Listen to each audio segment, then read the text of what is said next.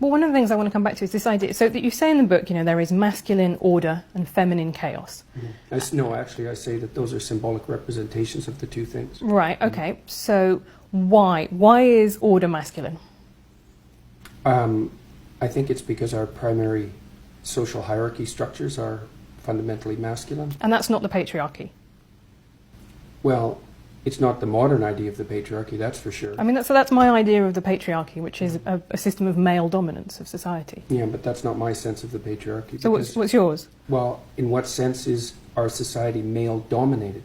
The fact that the vast majority of wealth is owned by men, the vast majority of capital is owned by men. Women do more unpaid labour. A very tiny proportion of men, and a huge proportion of people who are seriously disaffected are men. Most people in prison are men.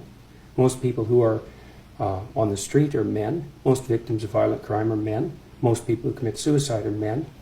Most people who die in wars are men. People who do worse in school are men. It's like, where's the dominance here precisely?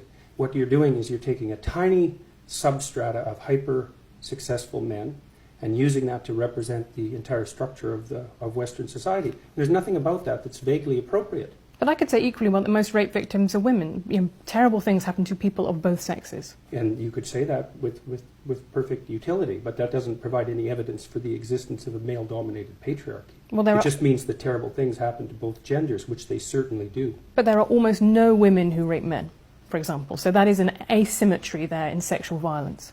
Well, yes, there's an asymmetry in all sorts of places, but that doesn't mean that Western culture is a male-dominated patriarchy. The fact that there are asymmetries has nothing to do with your basic argument.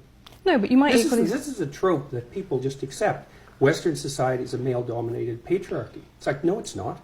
That's not true. And even if it has a patriarchal structure to some degree, the fundamental basis of that structure is not power, it's competence. That's why our society works. It's only when a structure degenerates into tyranny that the fundamental relationships between people become dependent on power. It's not power. If you hire a plumber who's likely to be male, it's not because there's roving bands of tyrannical plumbers forcing you to make that choice. And it's the case with almost every interaction that you have at the face of our culture. You're dealing with people who are offering a service of one form or another, who are usually part of the broad middle class, and what you're looking for is the person who can offer the best service, and you can find it. It's not a consequence of being dominated by anything that's tyrannical. And then again, our culture, our Western culture, which is by no means perfect, and certainly has tyrannical elements, like all cultures do, is the least tyrannical society that's ever been produced, and certainly the least tyrannical society that exists now. So where's the patriarchy exactly in all of that? You've sold 2 million copies of 12 Rules for Life. You have 800,000 followers on Twitter, 1.4 million followers on YouTube. What is it that you're selling that so many people want to buy? I don't think I'm selling anything.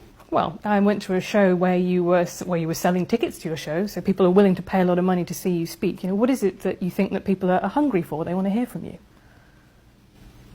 They're hungry for a discussion of the relationship between responsibility and meaning. And we haven't had that discussion in our culture for 50 years. We've concentrated on rights and privileges and freedom and impulsive pleasure, and those are all useful in their place, but they're shallow, and that's not good, because if people are moored shallowly, then storms wreck them, and storms come along. So I'm talking to people about how they can build a foundation underneath them that works, and people need to know that, because otherwise their lives are harder than they need to be. Well, what is it that you have that no one else has? What are you offering that no one else is right now? Well, I think that is what I'm offering. That's not part of the public discussion, and it's grounded in my clinical knowledge.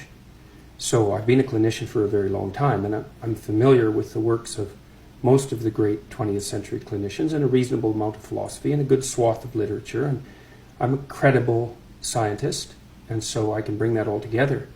And I've tried to bring it all together and to make a case for the significance of individual life and the psychological necessity of courage and nobility and responsibility these things that sound old-fashioned, but are old-fashioned in the best sense. They're old-fashioned because they've lasted forever and they're absolutely necessary. And people need a call to responsibility because they need to mature. They need to want to be adults. And I don't think we do a very good job in our culture of making a case for why it's a good thing to be an adult.